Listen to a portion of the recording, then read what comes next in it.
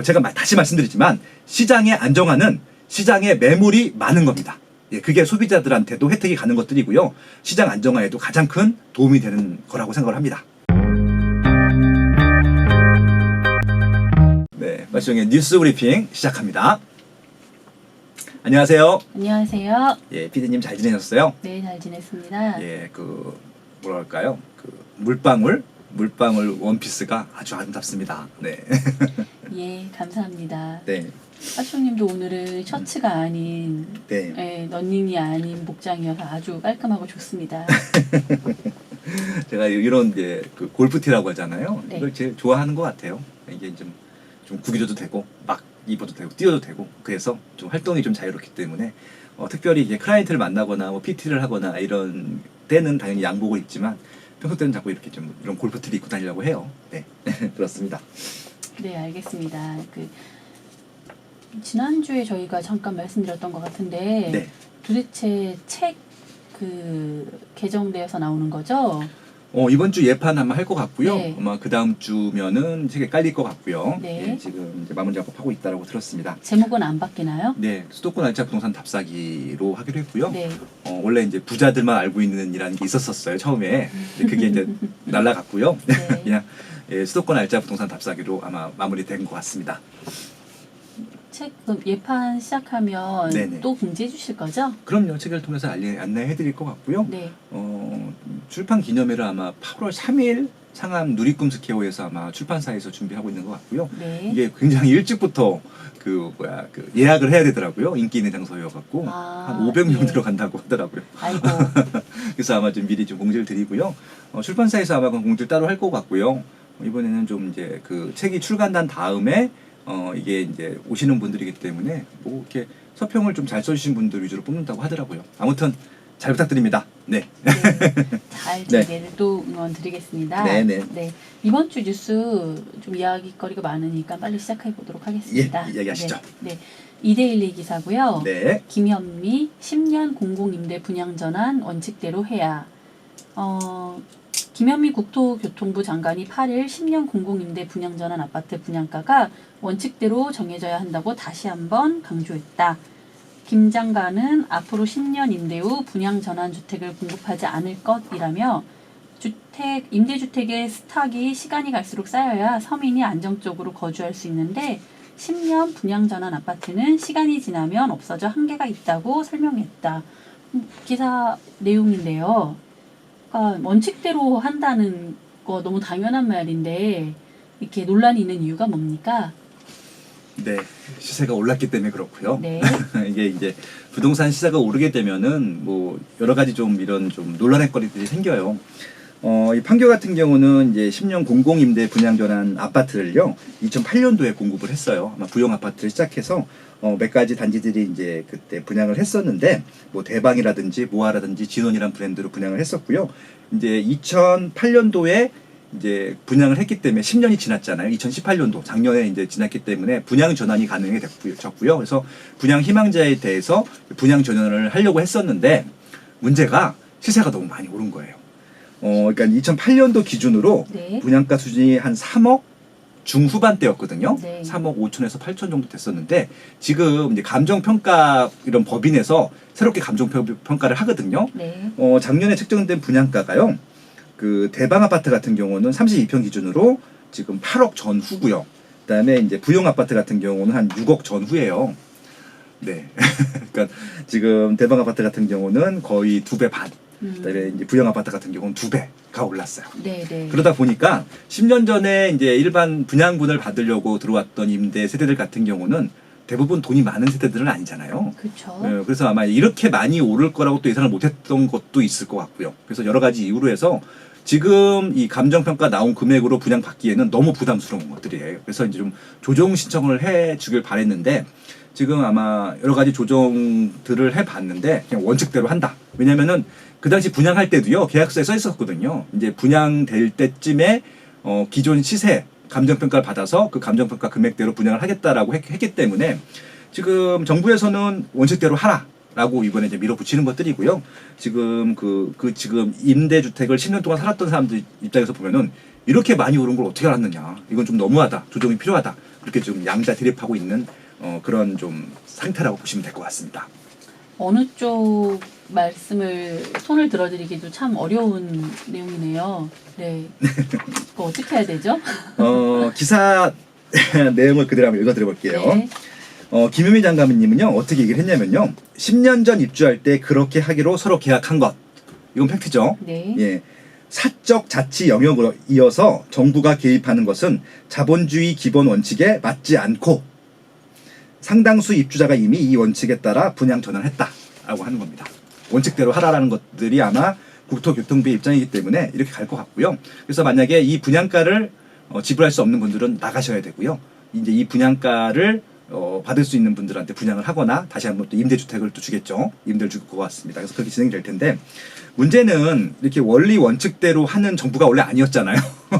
왜요? 원리적 원칙대로 하시죠. 네. 말씀 그러니까 지금 조심해서 하셔야 됩니다. 네, 왜냐하면 계속 정책을 바꿨거든요. 계속 시세가 올라가는 것들이 좀 안 좋다고 판단을 했기 때문에 주변 시세를 낮추려기 위해서 계속 분양가 규제라든지 분양 규제라는 것들을 계속 해왔는데, 이 공공임대 분양 전환 정책에서는 입장이 바뀐 거예요. 그래서 저는 이거 보고 되게 좀 웃겼어요, 솔직히. 그러니까 이게 말씀을 조심하는 게 아니라 지금 주변 시세들은 지금 낮추려고 좀 하잖아요. 근데 이거는 낮추려는 노력들이 전혀 안 보여요. 그런 욕심이. 그러니까 좀 낮추려는 노력들이 안 보여서 이걸 좀 어떻게 생각해야 될지 모르겠어요. 그러니까 정부의 원칙은 그런 것 같아요. 정부 쪽에 유리한 것들은, 세금을 더 많이 받는 부분들은 그냥 원칙대로 하는 것 같고요.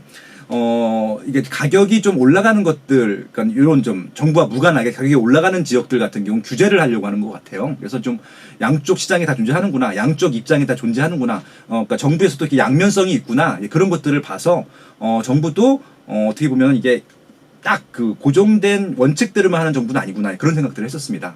그런 걸 또 잘 보여주는 기사가 바로 연결되어 있는데요. 네네. 그 헤럴드 경제 기사고요. 네. 민간 택지 분양가 상한제 도입, 거래 절벽에 또 공급 규제 초강수, 시장은 악소리. 사실상 지난해 9.13 대책의 버금가는 강력한 규제입니다. 효과도 있겠지만 극심한 거래 절벽으로 고통받는 시장의 부작용도 클 것으로 예상됩니다. 익명을 요구한 부동산 시장 전문가의 말이다. 이거 소장님은 아니시죠? 저는 익명을 요구한 적은 단 한 번도 없고요. 네. 제 이름은 아마 이 기사도 나올 것 같은데요. 네, 기사 헤럴드 많이 경제 많이 듣던 대표여서 기사 익명을 많이- 요구한 경우는 대표적인 경우가 공공기관 전문가 네. 아니면은 네. 금융권 전문가일 수 있어요. 네. 공공기관이나 금융권, 제도권 전문가일 겁니다. 네. 네. 김현미 국토교통부 장관이 전날 국회 국토교통위원회 전체회의에서 민간 택지 아파트에도 분양가 상한제 적용을 검토하겠다고 발언한 이후 시장에서는 후폭풍에 대한 우려의 목소리가 높아지고 있다. 건설업계도 매출 감소 가능성 등에 대한 대책 마련에 골몰하는 모습이다. 그러니까 아까 앞전의 기사와 대비해서 앞에는 이제 시장에 맡기겠다, 원칙대로 하겠다라는 이야기고, 이 뒤에 지금 저희가 방금 읽은 기사는 시장의 원칙대로 하지 않겠다는 기사죠. 네, 그래서 좀 헷갈리네요. 네. 네. 근데 일단은 저는 이거 민간 택지 분양가 상한제라는 게 구체적으로 어떤 건지 그게 좀 먼저 궁금합니다. 그냥 민간 아파트는 다예요. 택지라고 하는 것들이 주택을 질 수 있는 땅들을 택지라고 하거든요. 약간 민간들이 분양하는 그런 아파트들은 다 분양가 상한제를 적용하겠다라고 하는 것들입니다. 간단하죠. 네. 근데 이렇게 될 경우에 장점과 단점 한번 좀 알려주세요. 장점은요. 네. 일단 분양가가 쌉니다. 네. 그래서 이 분양을 받을 수 있는 분들한테는 굉장히 좋은 거죠. 네. 그러니까 경제적인 부담이 덜 할 테니까. 그러면은 이제 그것들이 제일 좋은 것들이고요. 또 좋은 것들은 아마 프리미엄 시장이 형성이 될 것 같아요. 그래서 이제 프리미엄을 끼고 거래할 수 있기 때문에 그 거래를 하는 중개업자들은 또 좋겠죠. 예. 그 저는 좀 이제 이 네. 기사 읽으면서 궁금했던 게요. 네. 분양가를 이렇게 정해놓으면 예를 들어 어떤 아파트가 네. 분양가가 뭐 100만 원일 경우에 내가 만들려고 했던 질과 네. 분양가가 50만 원으로 정해졌을 때 질이 같으면 이게 50만 원이 싼 건데 50만 원으로 정해졌다고 해서 질을 이제 깎게 되면 사실 그거는 싸게 분양하는 게 아닌 게 되는 거잖아요. 그러니까 정부의 입장은 그런 것 같아요. 네. 그 상품의 품질을 저하시키지 않고 네. 가격만 낮추길 바라는 것들이죠. 결국은 조합이나 건설사가 가져가려고 하는 이익들을 네. 그냥 싸게 분양하라 이거예요. 그러니까 이익이 좀 많긴 해요. 네. 왜냐하면은 그 이익이라고 하는 것들이 뭐냐면은 주변 시세대로 분양을 하게 되면은 토지비에다가 상품비를 더해도 주변 시세보다 많이 쌀 거예요. 그래서 싼 부분들이 아마 이익이 될 테니까 그 이익을 줄이라는 것들이고요. 왜 그러냐면은 이 아파트 가격에는 대부분의 가격이 상품, 그러니까 토지비 플러스 건축비가 아니라 입지 프리미엄에 대한 가격이에요. 그러니까 여기가 좀 입지가 좋다는 말 들어보셨잖아요. 네. 일자리가 가깝고 교통이 좋고 교육 환경이 좋고 상권이 좋은 지역들이 보통 비싸죠. 그런 지역에 아파트를 짓게 되면은 그 아파트 가격이 비싼 게 아니라 그 입지 가격이 비싼 데다가 아파트를 짓기 때문에 더 비싼 거예요. 그렇게 이해하시면 되는 것들이죠. 근데 이 프리미엄에 대한 개념을 정부에서는 빼버린 거예요. 그러니까 이제 그 부분들에 대해서 금액을 낮추라고 하는 것들인데 프리미엄이 어디 가는 게 아니잖아요. 단순하게 아파트 가격을 낮춘다고 해서 입지가 나빠지는 게 아니잖아요. 그죠? 네. 그러니까 그런 부분들에 대한 이제 미스매칭이 있는 것들이고요. 지금 말씀하신 대로 그래서 아마 원리 원칙대로 하게 되면은 상품 저하가 되지 않을 거예요. 근데 사업하는 입장에서 보면은 가격을 낮추면 어떻게 보통 하나요? 그러니까 장사로 한번 얘기를 해보겠습니다. 식당이 있죠. 네. 가격을 10,000원 받던 냉면이었는데 아마 원가가 한 2-3천 원 할 거예요. 7,000원 정도 수익이 났었는데 정부에서 임의대로 5,000원에 팔라고 하는 거예요. 그러면은 3,000원 원가가 3,000원이니까 2,000원이 남아요. 그대로 해도 되는데 그 냉면집 입장에서 보면 어떡할까요? 양을 줄이거나 뭐 재료를 좀 더 한 단계 낮은 걸 쓰거나 맞습니다. 그럴 수가 있죠. 그러니까 이제 네. 국내산을 쓰지 않고 외국산을 쓴다든지 양을 줄이든지 단적인 예가 그런 것들이잖아요. 우리 과자 가격 올린 다음에 가격이 그러니까 뭉치가 커졌는데 이 공기가 더 많이 들어가는 것들이잖아요. 질소를 먹거나 저희가. 네. 질소를 먹죠. 그러니까 결국 그런 것들이죠. 그러니까 이게 사적 영역에서는요 이익이 줄어들게 되면은 사업을 하는 사람 입장에서 보면은 이제 품질을 좀 낮게 할 수밖에 없어요. 근데 그것들을 뭐 우리가 알 수 없잖아요. 근데 저는 그냥 솔직히 말씀드릴게요. 20년 동안 저는 그 수요 조사도 하지만 수요 조사만큼이나 많은 상품 조사를 해요. 상품 조사하는 것 중에 어떤 것들이 있냐면은 이 분양가 상한제 내에서 과연 이 소비자들이 이 가격을 그러니까 품질을 낮췄을 때 가장 둔감하게 생각하는 부분들이 어딜까? 그러니까 이제 품질을 저하했을 때, 네. 그러니까 사람들이 이제 이 부분들은 무조건 좋아야 돼 하는 부분들이 있고, 네. 별로 신경을 안 쓰는 부분들이 있잖아요. 그러면은 좋아야 되는 부분들은 품질을 그냥 유지하려고 하고 신경 안 쓰는 부분들의 품질은 대폭적으로 낮추는 거예요. 속에 들어간 자재는 사실 알 수가 없잖아요. 그렇죠. 네. 모르죠. 네. 예를 들어서 이게 층간소음이면 층간소음 뭐 이런 차단제 같은 것들 있잖아요. 네. 그걸 얼마큼 넣는지 우리가 알 수가 없어. 네. 뭐 그런 부분들도 있고요. 실질적으로 우리가 보이는 부분 중에서도 신경을 별로 또 안 쓰는 부분들이 있긴 해요. 벽지질 잘 안 보잖아요. 보시는 분들도 민감하게 근데 있으시죠. 거의 별로 눈에 잘 안 보이니까 네. 그런 식으로. 그러니까 네. 이제 옵션들 같은 경우를 많이 줄이고 옵션에서도 이제 A 등급, B 등급, C 등급이 있으면은 A 등급 쓰던 것들을 B나 C 등급으로 낮추는 것들이죠. 근데 표면적으로는 몰라요. 그럼 이렇게 되면 이제 품질이 저하되는 것들이죠. 그래서 그렇게 분양가를 낮춰서 분양을 보통 합니다. 근데 이제 이게 어떤 문제가 있냐면요. 품질이 중요하지 않은 게 품질은요. 처음 입주할 때만 따지고요. 거주하기 시작한 지 한 3년 정도 지나면은 아무도 안 따져요. 뭐가 남냐면은 입지 프리미엄만 남아요. 네. 그럼 결국은 그 아파트는 상품으로 평가받는 것이 아니라 입지 프리미엄으로 평가를 받는단 말이에요. 네. 분양가 상한제의 효과가 아무것도 없어요.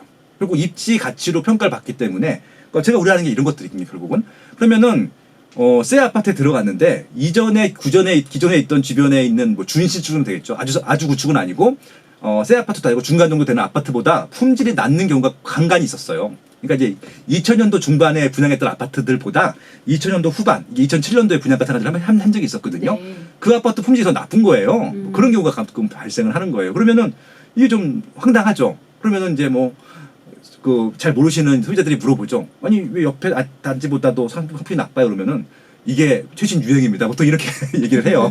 그러니까 저도 그렇게 얘기를 했었거든요. 그러니까 이게 지금 저는 뭐 하는 건지 모르겠어요.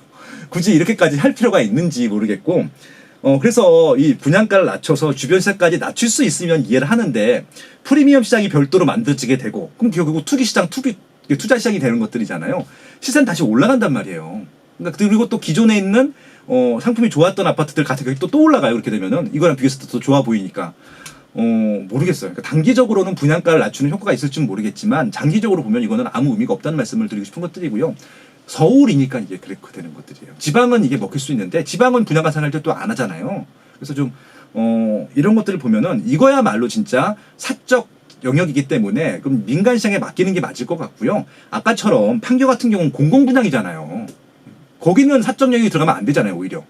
그쪽은 복지 차원으로 분양가를 낮추는 게 맞는 것 같고요. 여기는 냅두는 게 맞아요. 저는 거꾸로 정책을 좀 펴고 있다고 생각을 합니다. 예. 여기 전문가 한 분이 이런 말씀을 하셨네요. 어떤 말씀이요? 김학렬 리서치 그룹 소장님이 예.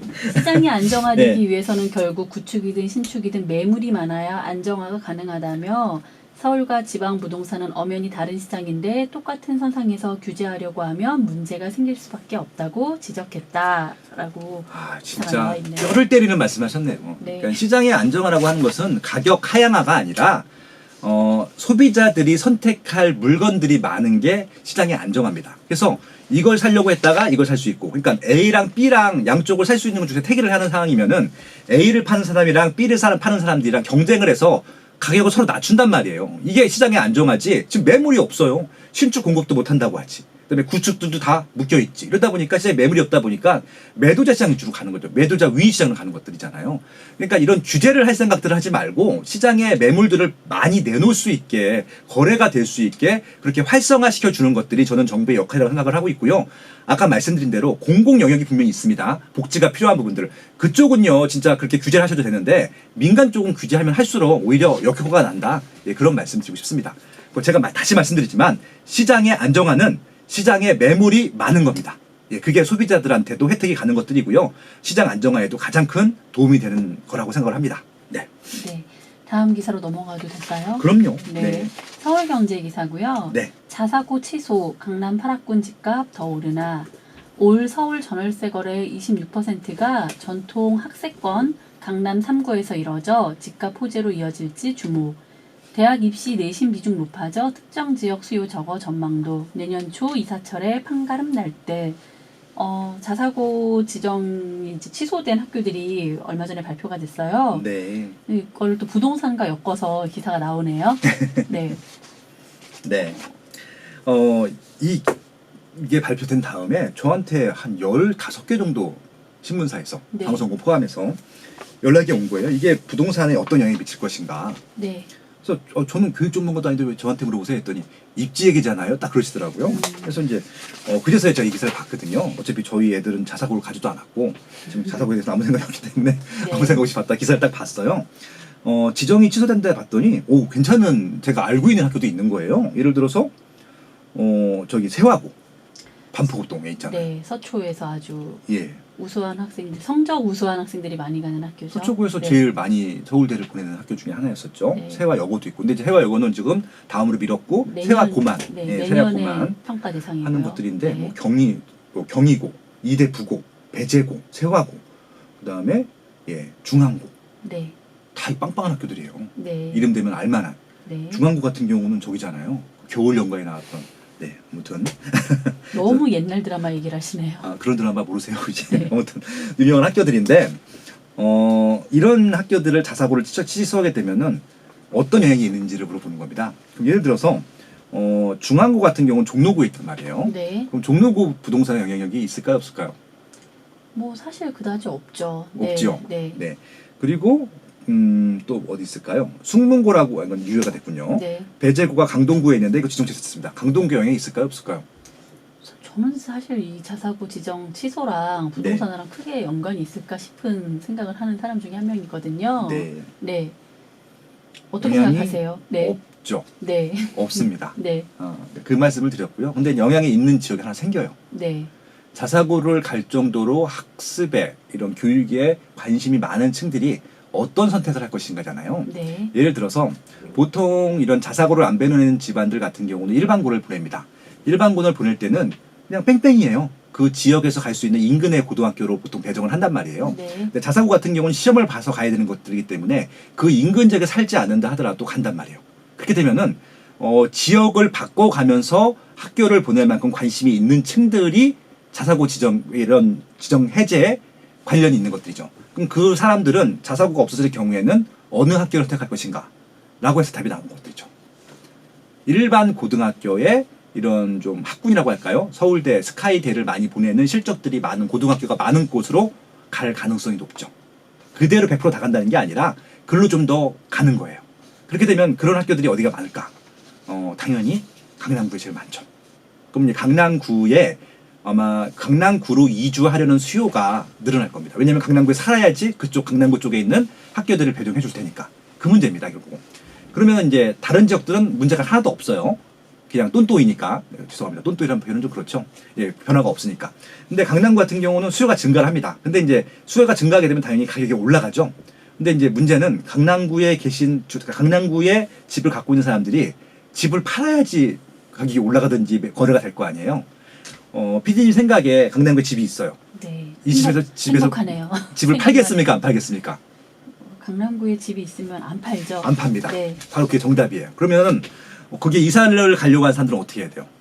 집은 못 사고 세로를 살아야죠. 그렇죠. 세를 사는 겁니다. 네. 그럼 전세 월세가 올라가겠죠. 이렇게 되면 아파트, 다세대, 빌라, 단독, 원룸 시세까지 다 올라갈 겁니다. 왜냐하면 매물이 없거든요. 제가 몇 번 말씀드리지만 입지가 좋은 데들은 매물이 적어요. 이게 지금 시장의 현상들이고요. 그렇기 때문에 강남구 다른 건 모르겠어요. 매매가가 올라갈지도 모르겠고 전세가가 올라갈지도 모르겠지만 지금 중요한 것들은 강남구에만 영향이 미치는 것들입니다. 그게 결론이고요. 또 하나 뭐냐면은 강남구만큼은 아니지만 거의 준하는 학군이 있는 지역들이 있어요. 양천구, 목동하고요. 노원구, 중계동입니다. 여기에 영향이 있을까요, 없을까요? 그쪽은 또 영향이 있겠죠. 예, 네. 있는데 강남구보다는 많이 적어요. 왜냐면은 자사고를 보낼 정도라고 하면은 그분들의 그러니까 목표라고 그럴까요? 그 이상치는 훨씬 높은 겁니다. 목동이나 중계동이 아니에요. 그죠? 그렇기 때문에 아마 강남구로 바로 가려고 하겠지 목동이나 중계동으로 안 가려고 할 겁니다. 그 말씀을 드리고 싶은 겁니다. 그러니까 저는 양천구, 목동이나 중계동 같은 경우도 시세에 조금 영향을 줄 수 있겠지만 거의 영향이 없다고 생각을 하고 있고요. 강남구 쪽에 오히려 많이 몰릴 것 같아요. 그렇게 보시면 될 것 같습니다. 그리고 자사고가 보통 비싸잖아요. 네. 학비가 두 배 가까이 세 배가 되죠. 네. 예, 그러다 보니까 재산이 있는 분들이거든요. 그분들은 아마 돈이 중요하신 분들이 아니기 때문에 그렇게 좀 자녀들의 실적을 많이 낼 수 있는 지역들을 가는 것들이죠. 그리고 자사고를 가는 사람들 같은 경우는요. 내신을 신경을 안 쓰죠. 정시를 네. 준비하시려고 가는 그러니까 이제 내신 많죠. 같은 경우는 거의 신경을 안 쓰고 정시를 준비하는데 아마 이게 수험생 자녀분들이 있는 분들이나 경험 있으신 분들은 아실 것 같아요. 정시에서요. 재수생들 비율이 압도적으로 높아요. 당연하죠. 예, 근데 아무 지역의 재수생들이 간 게 아니라 거의 70~80%가 다 강남구에 계신 분들의 자녀분들이에요. 예, 그러니까 이제 왜 그런 줄 아시겠죠? 그러니까 이제 자사고 같은 경우도 내신이 안 되게 되면 정시를 보통 노리는데 결국 정시를 노릴 수 있는 사람들만 간다는 얘기예요. 그러니까 많은 분들이 오해 거신 게 뭐냐면요. 수시랑 정시가 있는데 정시를 늘려야지 공평하다고 생각하시는 분들이 많으세요. 그렇게 되면 어떤 현상이 발생되냐면은 강남구에서만 좋은 학교를 다 갈 가능성이 높습니다. 그들의 학습 양이요. 다른 지역과 비교도 안 될 정도로 많아요. 유치원 때부터 시작을 하잖아요. 수능 공부를. 예. 그래서 다른 지역들은 좀 노력을 해도 이게 좀 절대 공부량이 부족하기 때문에 좀 부족할 것 같아요. 그래서 수시를 많이 갖고 가는 게 그나마 지역 안배에 조금 더 유리하다라는 말씀을 드리고 싶은 것들이고요. 제가 수시를 더 유지하는 게 아니라 지금 계속 정시를 늘려가는 추세입니다. 다시. 예, 그렇기 때문에 이런 시점에서는 어디가 교육 프리미엄이 올라가는 것들이고 어디가 교육 프리미엄과 상관이 없던가 빠지는 지역들인지는 여러분 스스로 판단해 보셔도 충분히 알 수 있을 거다. 그런 말씀드리고 싶습니다. 그래서 저는 그냥 학부모 입장에서 이게 그다지 크게 연관이 없다고 느끼는 게 네. 이 자사고 같은 경우도 기숙사 학교가 아닌 이상 그 학교 자체도 인근 학교 학생들이 보통 다 오거든요. 아주 그렇죠. 거리가 먼 곳에서 오진 않기 때문에 네네. 그렇게 이렇게 집값에 막 어마어마한 영향을 미칠 것 같진 않아요. 지정 취소됐다는 것 자체가. 맞습니다. 네. 그리고 네. 강남으로 이사 가는 게 또 쉬운 얘기, 그러니까 무조건 거기를 이사 가야 좋다라고 생각할 수 없는 게 요즘은 또 내신이 비중이 중요해져서 네네. 강남에 계시는 분도 또 강북 학교로 오는 학생들도 거꾸로 있거든요. 내신을 네, 잘 그렇죠. 받기 위해서. 네네. 네. 그래서 예전 같은 기준으로 이거를 판단하기에는 좀 너무 복잡한 이해관계가 있을 것 같고 여기 기사처럼 좀 내년 이사 수요처를 좀 두고 보면 네네. 어떤지 알 수 있을 것 같습니다. 예, 지금 네. 피디님 말씀에 100% 공감을 하고요.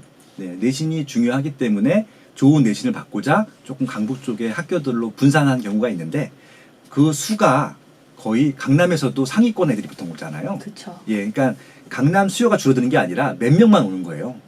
그렇기 때문에 거기서 나온 수요들은 많지는 않을 거라고 생각을 하고 있고요. 근데 자사고에 못 가게 되면 아마 강남으로 갈 수요들은 그보다 더 많을 것이다. 그게 제 예상인 것들이고요.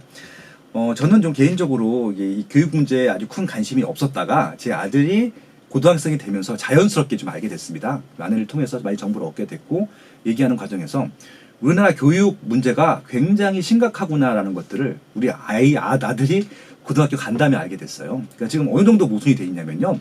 지금 고3이랑 현재 고2랑 고1 그리고 중3이요. 4개 학년이 다 다른 전형으로 수능을 봅니다. 굉장히 큰 문제잖아요. 근데 지금 아무도 이 일을 제기를 안 해요. 그러니까 수능이 다른 건 아니지만 예, 전형이 다르잖아요. 네, 전형이 다 다르죠. 예. 세계 학년. 그러니까 전형이 다르기 때문에. 그러니까 이게 굉장히 심각한 문제된 거잖아요. 근데 이게 어떤 문제가 있냐면은 이렇게 문제가 심각하면은 보통 시민들이 요구를 하잖아요. 네. 촛불 집회 하듯이.